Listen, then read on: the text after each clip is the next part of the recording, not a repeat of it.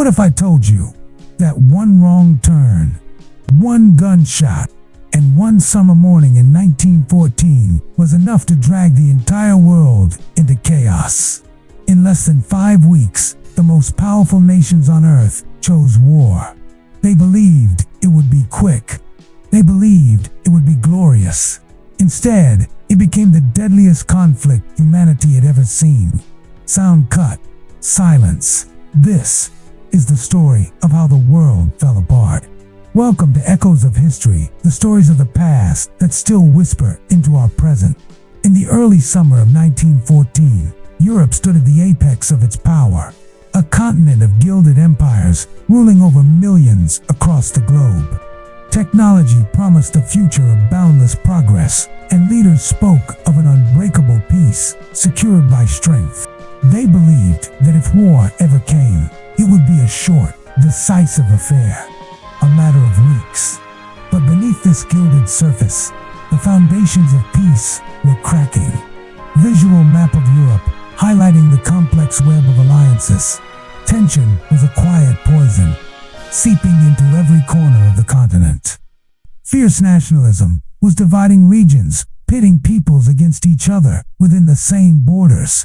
Aging empires like Austria-Hungary and the Ottoman Sultanate feared their own collapse, struggling to contain the forces tearing them apart from within. And binding them all together was a rigid system of alliances, a delicate house of cards designed to prevent conflict. Instead, it guaranteed that any small fire could become a global inferno. The Triple Entente fronts, Britain and Russia, stood opposite the central powers of Germany, Austria-Hungary, and Italy. A conflict involving any one of them threatened to pull in all the others. All that was needed was a spark. Then, on June 28, 1914, that spark was lit. Visual. A dusty street in Sarajevo.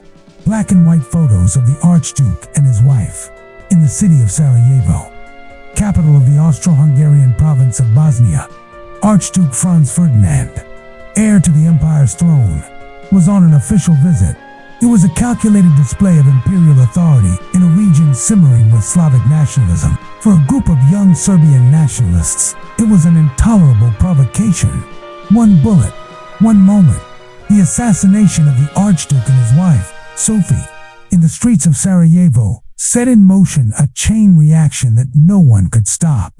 It was the how World War I began, an event that provided the perfect pretext for a conflict that many had long anticipated. The causes of World War I were complex, but this single act of violence became the catalyst. The assassination triggered a diplomatic crisis that spiraled out of control with terrifying speed. Austria-Hungary, determined to crush the Serbian nationalist threat once and for all, issued an ultimatum to Serbia with terms so harsh they were impossible to accept. It was a demand for war, disguised as a demand for justice. Within weeks, the dominoes began to fall, exactly as the alliances dictated. First, on July 28th, Austria-Hungary declared war on Serbia. Then, Russia, seeing itself as the protector of the Slavic peoples, began to mobilize its vast army in support of Serbia. Germany, allied to Austria-Hungary, viewed the Russian mobilization as a direct threat. On August 1st, Germany declared war on Russia. 2 days later, it declared war on France. Visual newspaper headlines rapidly stacking, showing declarations of war from different nations. To strike France quickly, Germany enacted the Schlieffen Plan, a strategy that required invading the neutral nation of Belgium. This violation of international law was the final straw for Great Britain. On August 4, 1914, Britain declared war on Germany. By the first week of August, nearly all of Europe was at war.